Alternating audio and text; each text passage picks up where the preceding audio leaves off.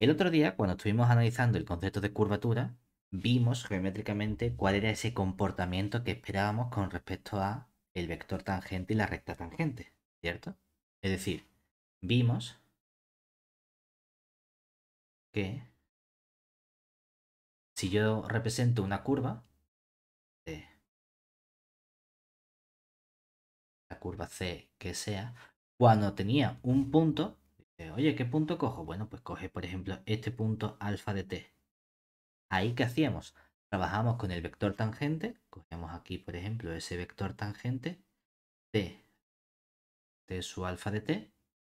El vector normal unitario era el mismo vector rotado pi medios en sentido antihorario. Entonces, de las dos opciones, lo que no me quedaría es que con este vector que teníamos aquí, el n su alfa de t. ¿Y el comportamiento de la curvatura cuál era? Que si yo cogía entonces la recta tangente, más o menos, ¿no? Que esto de aquí sería nuestra recta tangente,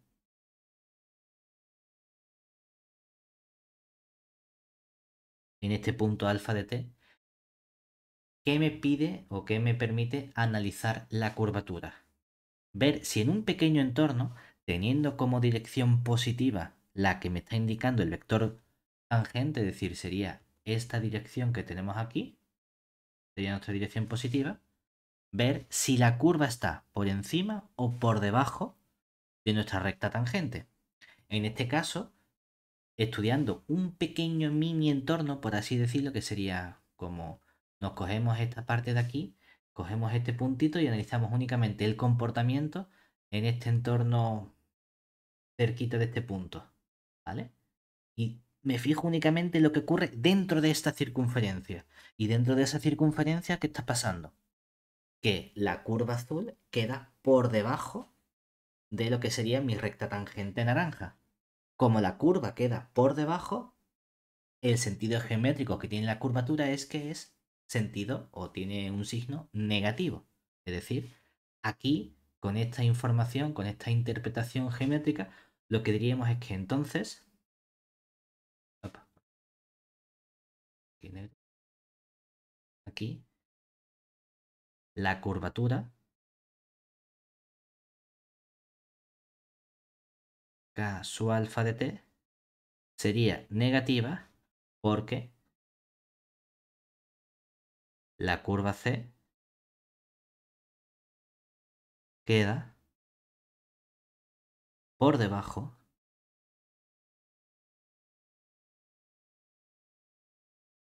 de la recta tangente.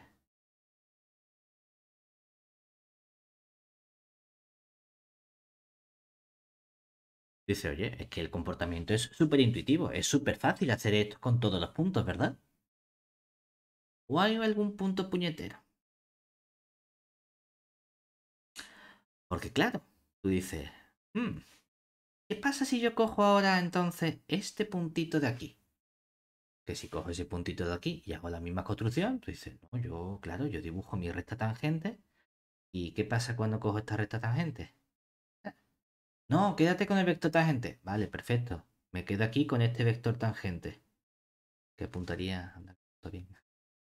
Apuntaría aquí. Bueno, vamos a suponer que el vector está recto. ¿Vale? El t sub alfa de t. Y hace lo mismo. Yo me cojo mi pequeña circunferencia por aquí y estudio el comportamiento en esa pequeña circunferencia, ¿verdad? Dice, fíjate, es que ahora tengo un problema porque claro, si me fijo en este trocito que tengo aquí, este trocito sí está por aquí encima, pero es que este trocito de por aquí está por debajo. No es como antes, que antes en el dibujo que he hecho a la izquierda siempre está por encima o siempre está por debajo, sino que ahora hay un trocito que está por encima y un trocito que está por debajo. ¿Qué hacemos? No se define la curvatura cambia, no, la curvatura es en el punto, ¿verdad? Entonces, si uno dijese, no, es que si me fijo solamente en el trozo que está por la izquierda, aquí uno diría, como el trocito está por encima, la curvatura sería positiva. Pero a la derecha del punto alfa de t, si yo me fijo en este punto alfa de t y estudio qué pasa por la derecha la curva está por debajo, entonces la curvatura sea negativa. Pero si la curvatura pasa de positiva a la izquierda a negativa a la derecha, justo en el punto correspondiente a alfa de t, uno pensaría, pues la curvatura tiene que ser cero. Entonces hay ciertos puntos donde la curvatura puede anularse perfectamente. Es decir, que aquí la situación nos incita a pensar que la curvatura K sub alfa de t en ese punto vale cero. Es justamente lo que va a ocurrir. Pero claro, entonces vamos a tener unos puntos especiales que tienen un trocito arriba y un trocito por debajo de la recta tangente. Aquellos puntos donde la curvatura vale exactamente cero. Entonces esos puntos van a ser algo más importantes para nosotros. Pues vamos a ponerle nombre. Si uno piensa en este concepto de curvatura, lo más parecido a curvatura que hemos visto hasta la fecha es el concepto de curvatura de una función de una variable. Y los conceptos de curvatura que hemos visto de una función de una variable eran convexidad y concavidad. Y justo aquellos puntos donde la función pasaba de cóncava a convexa, ¿cómo los llamábamos? De inflexión. Puntos de inflexión, ¿verdad? Aquí casualmente estamos utilizando la misma palabra de curvatura en un punto, ¿verdad? Y estamos viendo que si me fijas en el trozo que está antes del punto y en el trozo que está después del punto, la curvatura tiene valores distintos. Y hay un cambio de signo de esa curvatura, donde la curvatura va a ser cero. ¿Qué nombre vamos a ponerle justamente a esos puntos? El mismo concepto, puntos de inflexión. Entonces vamos a definir ese nombre ahora formalmente. Definición.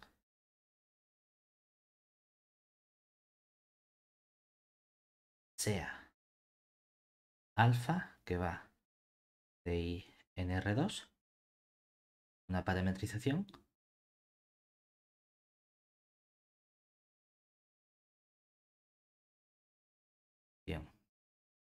regular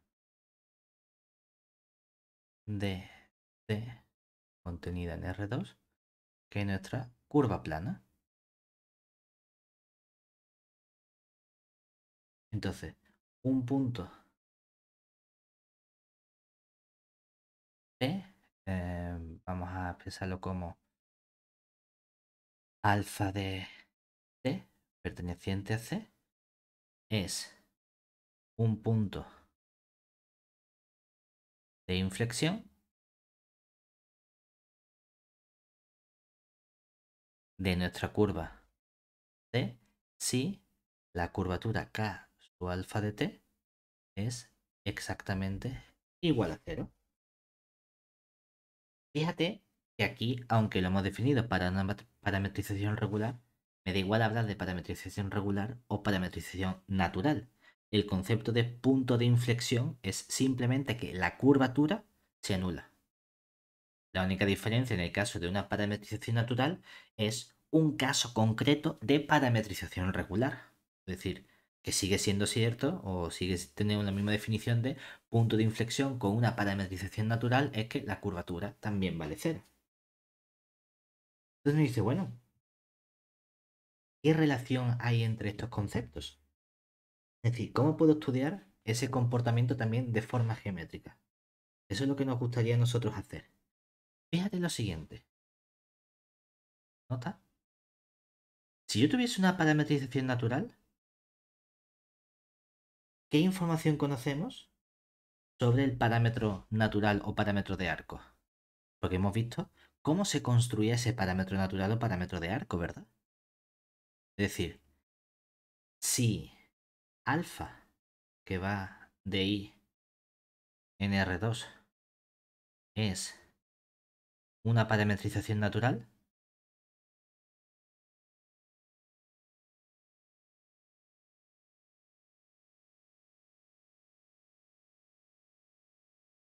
entonces, ¿cómo se calculaba el parámetro S? Poníamos T sub 0, ¿verdad? De T. Era la integral La integral. entre el t sub 0 y el punto t de quién? De la velocidad v sub alfa de u, diferencial de u, ¿verdad? Claro, la gracia supuestamente de esto de aquí era encontrar un cambio de variable que, si no partía de una parametrización natural, sino de una parametrización regular, me dijese cuál es el cambio de variable adecuado para, componiendo, obtener una parametrización natural. Oye, pero es que en particular una parametrización natural es una parametrización regular. Entonces uno podría pensar, ¿qué ocurre si ahora hago lo mismo con esta parametrización que ya es natural? Claro que entonces el v sub alfa de u, ¿cuánto vale? Por ser natural directamente vale 1. Entonces, si esto directamente vale 1, lo que nos queda aquí es simplemente el t menos t sub 0.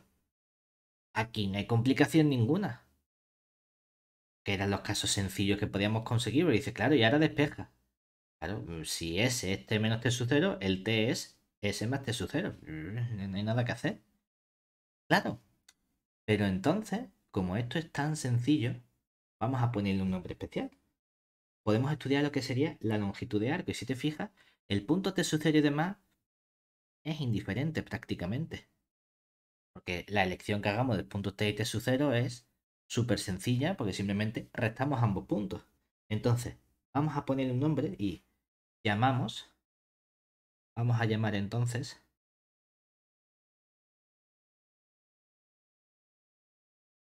longitud de arco de alfa a la expresión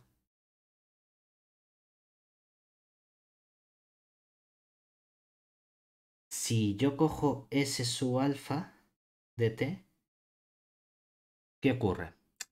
Si yo cogiese como S sub alfa que esto fuese el t menos t sub 0, ¿qué ocurriría? Que si hablo de longitud, la longitud lo pienso como una distancia, como una medida y me gustaría que fuese algo positivo, ¿verdad? A lo mejor el punto t está a la izquierda o a la derecha del punto t sub 0 y entonces puedo tomar valores negativos. ¿Cómo puedo arreglar esto para que siempre sea positivo? Le ponemos a todo un valor absoluto, ¿verdad? Dice, hombre, ¿se lo pongo solo aquí o se lo pongo en los dos sitios? Tú dices, aquí ya depende de la persona. En el libro lo que hacen es ponerlo en los dos sitios, con lo cual lo que están haciendo realmente es definir a esta expresión de aquí abajo, perdón, de aquí arriba, en lugar de llamarla S de t sub 0, la denotan ahora S de alfa, porque es muy sencilla. Y llaman S de alfa a la expresión t menos t sub 0, con ese t sub 0 fijo. Vale, lo pongo en valor absoluto y eso es nuestra longitud de arco. Venga. ¿Qué podemos hacer entonces con esta expresión? Bueno, pues vamos a buscar una relación que tenga esta expresión con el vector tangente unitario. Porque el vector tangente unitario también se va moviendo por nuestra curva, junto con el punto. Lo que pasa es que se va moviendo en lugar de justo punto a punto, se va moviendo el correspondiente segmento. Vale, pues vamos a ver si puedo establecer alguna relación entre la evolución que tiene los puntos a lo largo de la curva con la evolución que tienen los vectores tangentes a lo largo de la curva. Entonces, tenemos nuestro siguiente resultado. Posición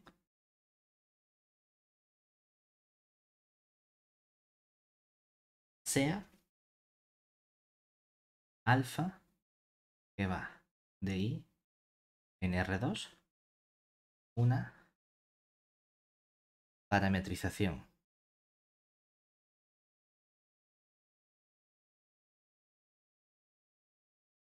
natural de nuestra curva T contenida en R2 sea curva plana. Entonces,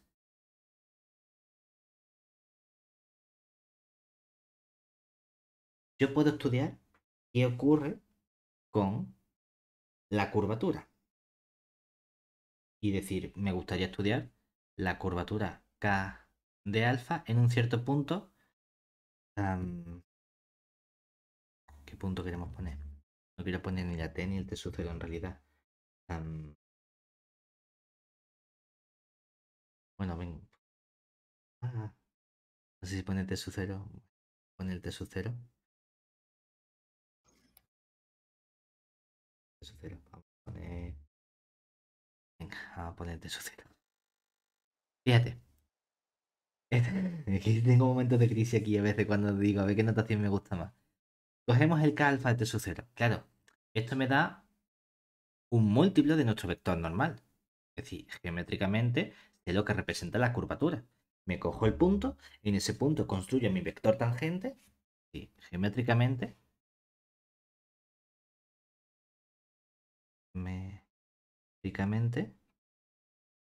lo que nosotros tenemos es que si analizo el comportamiento de nuestra curva ¿sí? Y cojo un punto cualquiera, yo qué sé, he cogido este punto alfa de t. Esta curvatura me dice, ah, pues mira, tú has construido para acá tu vector tangente de su alfa de t. El vector normal es girarlo. ¿Cuánto? Pi medio en Pi sentido medio. antorario, ¿verdad? Apuntaría hacia aquí. El n su alfa de t. Y tendré una curvatura que será, pues, la que me indique aquí este vector k su alfa de t por el n su alfa. Lo único que vamos a hacer es, primero, voy a hacer una cosa que no me ha gustado. Hemos dicho parametrización natural, entonces vamos a ponerle un S en lugar de un T, ¿vale? Si lo dejamos todo con S0. Aquí fuera, fuera. Tenemos aquí el S, aquí el S0. Aquí tendríamos S, el S y aquí también el S y el S, ¿verdad? Dice, vale, y yo ahora avanzo a lo mejor, ¿no? Y me voy a otro punto por aquí, que sea el alfa de S0. ¿De acuerdo? Y entonces puedo hacer el mismo proceso, es decir, buscar qué ocurre con nuestro vector tangente t sub alfa de S0. Aquí tengo nuestro vector normal unitario n sub alfa de S0. Y tendré por aquí el correspondiente vector k sub alfa de S0 por el n sub alfa de S0, ¿verdad? Y a lo mejor me interesa ver cómo ha variado mi curva desde el punto alfa de S al punto alfa de S0, ¿verdad?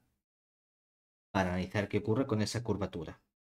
Dice, claro, en ese proceso mentalmente que uno piensa a lo mejor como un proceso límite, uno pensaría, a lo mejor la curvatura en el punto alfa de S0 me resulta complicada. Y antes sí conozco buena información de mi curvatura. Y lo que me gustaría es ver cómo va cambiando la curvatura hasta que llega justamente a ese punto alfa de S0. Vale, pero ¿qué cosas están variando ahí? Hombre, a lo mejor está cambiando los puntos sobre la curva. ¿Y qué me está indicando cómo varían los puntos sobre la curva? Precisamente la parametrización que estoy realizando yo de esa curva. Y esa parametrización que estoy realizando en la curva es justamente esa longitud de arco S sub alfa que hemos puesto aquí. Entonces uno diría, bueno, pues puedo analizar precisamente qué ocurre con el comportamiento con respecto a esa curvatura que sería el S sub alfa de un punto. Y lo hemos puesto como T, ¿verdad?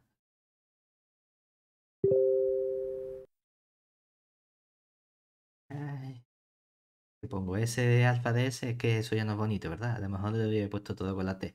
Bueno, no pasa nada. Y eso lo dejamos otra vez con la T. Hemos dicho que esto lo ponemos en valor absoluto, ¿verdad? Con la T. Y así tengo todo. Y no me confundo con esta S que hemos utilizado para la parametrización aquí. Fuera, fuera, aquí, aquí. Y entonces tendríamos aquí el T, T sub 0, y el T sub 0, aquí el T. Luego tendríamos aquí el T, aquí el T sub 0, aquí el T sub 0. Y aquí pondríamos entonces el t sub 0, t sub 0, el t y me queda una aquí suelta. Pero por otro lado, hay otra cosa que está variando. Pues claro, el alfa, la aplicación alfa es una parametrización porque me da un elemento i, un elemento de mi intervalo y me devuelve un vector o un punto de R2, ¿verdad? Claro, y aquí es donde hay una especie de abuso de notación. ¿Por qué? Porque R2 es un espacio vectorial y también lo estoy considerando como un espacio fin. Si lo pienso como un espacio fin, como un espacio euclídeo, alfa coge un valor de t del intervalo y me devuelve un punto. Pero hay otra cosa que yo puedo construirme, que sería, con ese mismo elemento t, me puedo construir un vector que empieza en el punto alfa, que puede ser, por ejemplo, nuestro vector tangente, ¿verdad? ¿Qué ocurre? Que entonces el vector tangente es también una especie de parametrización de nuestra curva. La única diferencia es que en lugar de parametrizarla punto a punto, me la va a ir parametrizando mediante trocitos de segmentos, ¿verdad? Mediante esos vectores tangentes. También me podría dar una información.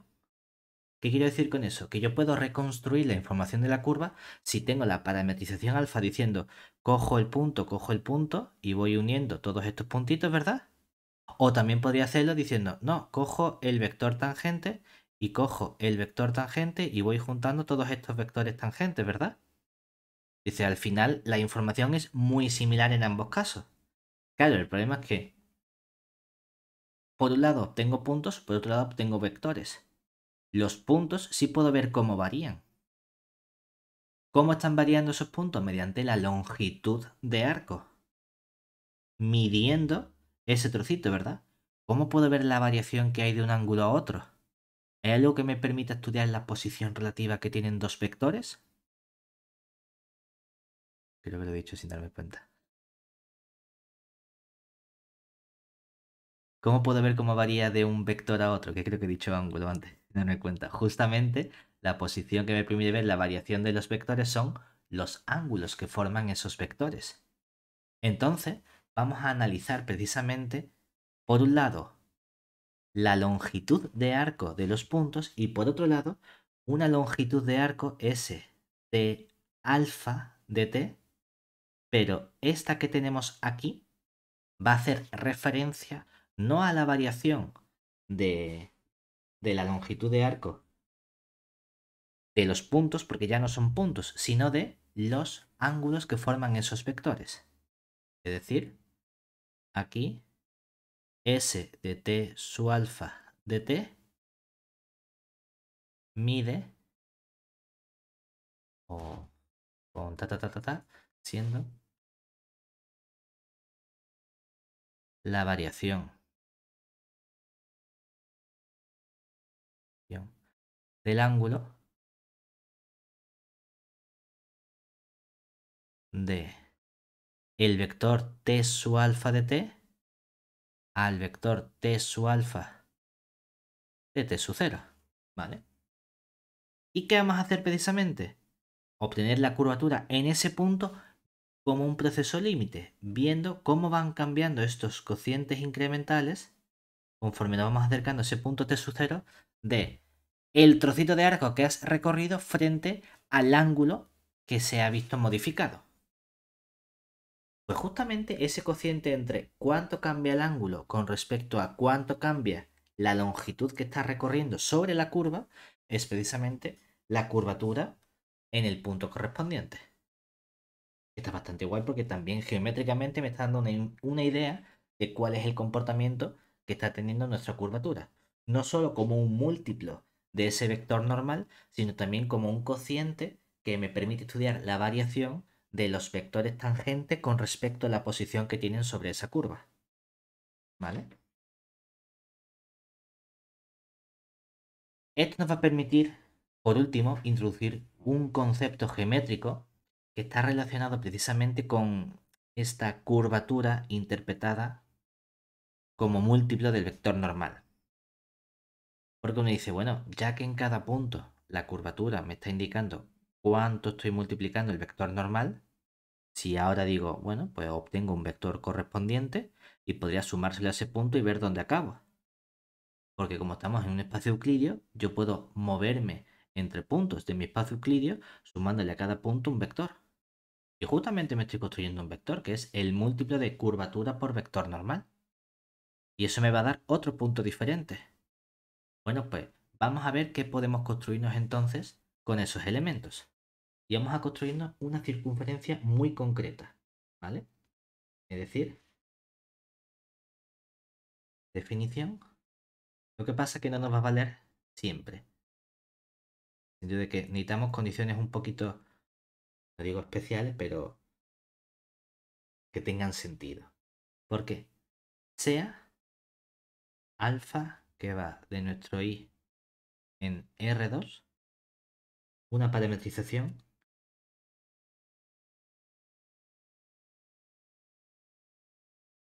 metrización natural de C contenido en R2, que es nuestra curva plana. Y consideremos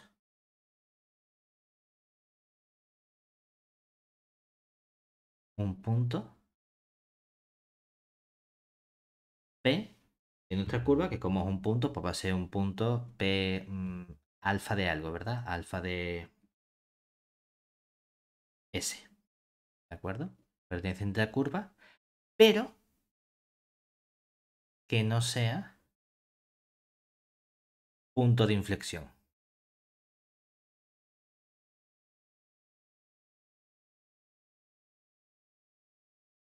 ¿Por qué? Porque, hombre, quiero utilizar el vector correspondiente para moverme. Si la curvatura es 0 y multiplico 0 por el vector normal, el vector que obtengo es el vector nulo. Sí, se lo puedo sumar al punto alfa de t o alfa de s, pero si le sumo el vector nulo, sigo en el mismo punto, no me he desplazado. Entonces, no ha habido ninguna variación. Bueno, pues vamos a definir entonces una circunferencia muy concreta. Es decir, llamamos circunferencia osculatriz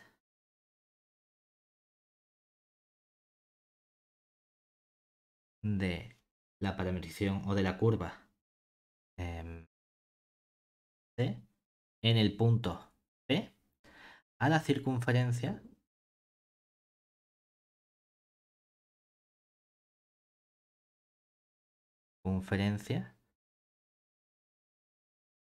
de centro, un punto centro, Q sub P, la misma notación del libro, que sería, cojo el punto P, que es el alfa de S, y le sumo justamente 1 partido la curvatura, K sub alfa de S, por el vector normal que tiene en el alfa de S. Claro, por eso precisamente no podemos definir este concepto cuando la curvatura es nula, porque no podríamos dividir entre cero. Y tiene un radio, que podemos llamarlo también radio R sub P, que dependerá del punto P, como coger justamente 1 partido. Claro, el problema es que si divido entre la curvatura, ¿qué ocurre? Que la curvatura puede ser positiva o negativa. El radio siempre es positivo por una distancia. Bueno, pues cogemos esto y lo ponemos en valor absoluto. Este punto Q sub P es lo que se llama el centro. Aquí. Esto es lo que sería el centro de curvatura.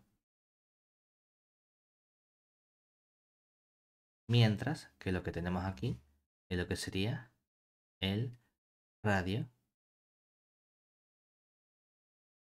de curvatura. Fíjate, ¿qué está diciendo? ¿Qué nos está proporcionando esto? Geométricamente,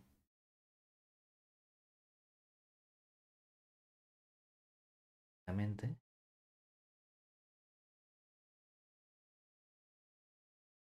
Tenemos que representamos nuestra curva. ¿Vale? Esta es nuestra curva C. Cogemos un punto cualquiera. Este punto de aquí, ¿vale? Alfa de S. Representamos nuestros vectores tangentes. Aquí tengo mi tangente. El T su alfa de T. Tengo por otro lado nuestro vector normal, ¿verdad?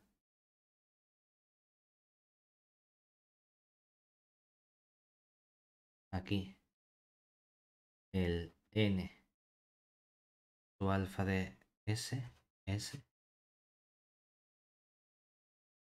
Fíjate una cosa. Creo que antes puse el mejor dibujo mal. Y en esta parte, este vector tendría que apuntar arriba, pero bueno, luego eso. ¿Por qué? Si cogemos la recta tangente, ¿verdad?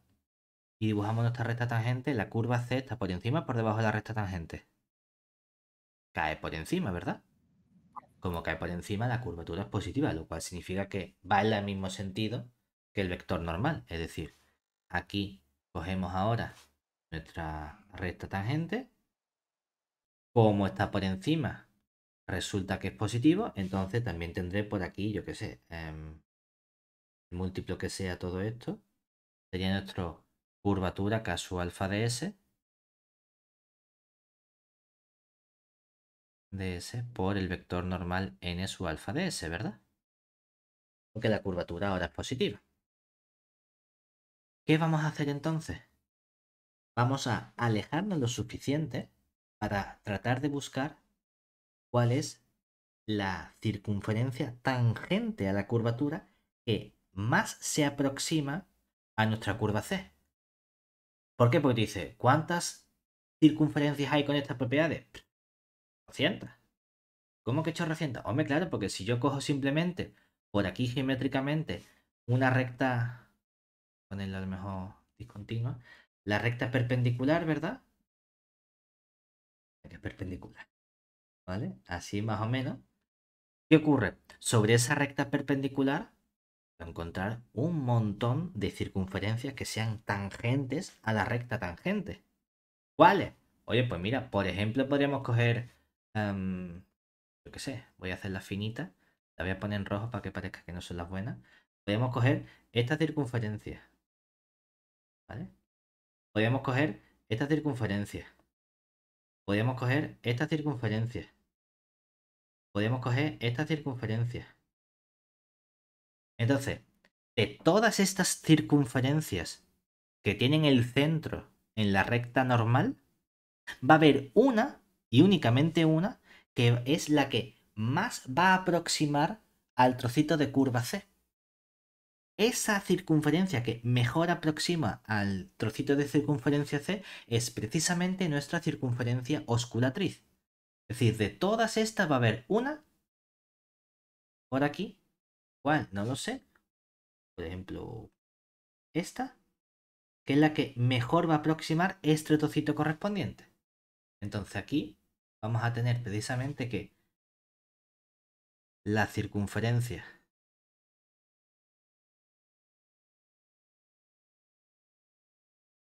osculatriz, vamos a llamarla T de circunferencia P, que es la que depende del punto, es aquella circunferencia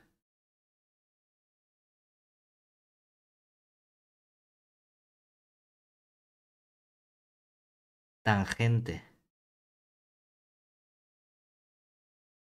a la curva C en el punto P que mejor aproxima el arco de curva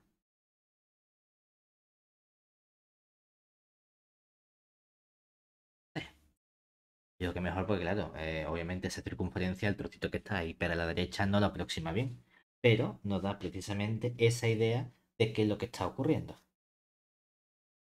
¿Vale? Es decir, que cuanto más cerca estamos de, de la curva o del punto correspondiente, mejor está aproximando esa circunferencia. Hay un caso también que dice, hay un caso que no es el bueno, entre comillas, que sería ¿cuál? Aquellos puntos justamente que tienen curvatura nula. ¿Por qué? Porque en esos puntos que tengo curvatura nula es como si tuviese una especie de segmento. Entonces, por más que yo trate de coger una circunferencia, no voy a conseguir que eso aproxime bien en ningún conjunto.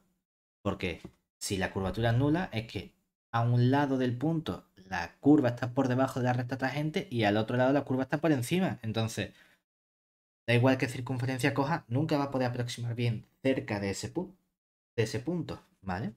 Entonces, esta es la idea que nos está proporcionando esta circunferencia osculatriz, de cuál es aquella que mejor está aproximando ese comportamiento. Yo he hecho el dibujo a ojo, no sé si será esa o no, ¿vale? Pero esa es la idea que hay detrás de este concepto de cómo podemos interpretar geométricamente todos los aspectos relacionados con la curvatura de nuestra curva plana C, ¿vale?